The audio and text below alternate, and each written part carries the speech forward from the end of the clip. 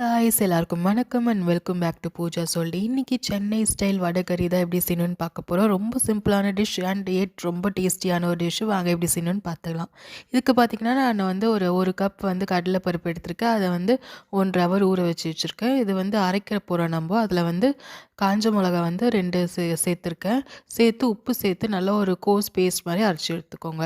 நான் வந்து இதை தோசைக்கல்லில் வந்து ஒரு அடை மாதிரி தட்டி 2 சைடும் நல்லா வேகிற அளவுக்கு வச்சுக்கிறேன். சில பேர் என்ன பண்ணுவாங்கன்னு பார்த்தீங்கன்னா, எண்ணெயில் பொரிச்சு எடுப்பாங்க. அப்படி இல்லைன்னா இட்லி குண்டானில் போட்டு வேக வச்சு எடுப்பாங்க. நான் இன்றைக்கி அடை மாதிரி தட்டி நல்லா வேக வச்சு தனியாக எடுத்து வச்சுக்கிறேன். கடாயில் பார்த்தீங்கன்னா 2 டேபிள் ஸ்பூன் எண்ணெய் ஆட் பண்ணிக்கிறேன். எண்ணெய் நல்லா சூடானதோ ஹோல் கரம் மசாலா வந்து இதில் ஆட் பண்ணிக்கலாம். கூடவே ஒரு டீஸ்பூன் வந்து சோம்பு ஆட் பண்ணிக்கிறேன். சோம்பு நல்லா பொரிஞ்சதும் வெங்காயம் வந்து தின்னாக ஸ்லைஸ் பண்ணி வச்சுருக்கேன். 2 மீடியம் சைஸ் வெங்காயம் இதில் ஆட் பண்ணி நல்லா ப்ரௌன் ஆகிற வரல வதக்கி எடுத்துப்போம். அதுக்கப்புறமா இஞ்சி பூண்டு பேஸ்ட் ஆட் பண்ணிக்கலாம். நான் வந்து 1 டேபிள் ஸ்பூன் எடுத்திருக்கேன். அதுவுமே பச்சை வாசனை போகிற வரல வதக்கிட்டு 2 பழுத்த நாட்டு தக்காளி இதில் ஆட் பண்ணி நல்லா குழையிற அளவுக்கு வதக்கி எடுத்துப்போம்.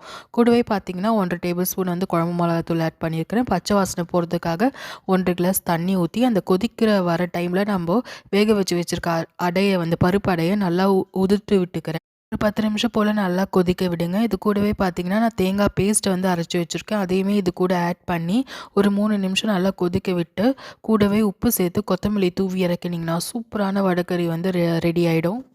டிஷ் பார்த்திங்கன்னா தோசை இட்லிக்கு அவ்வளோ டேஸ்ட்டாக இருக்கும். கண்டிப்பாக ட்ரை பண்ணி பாருங்கள். மறக்காமல் நம்ம சேனலை சப்ஸ்கிரைப் பண்ணி சப்போர்ட் பண்ணுங்கள்.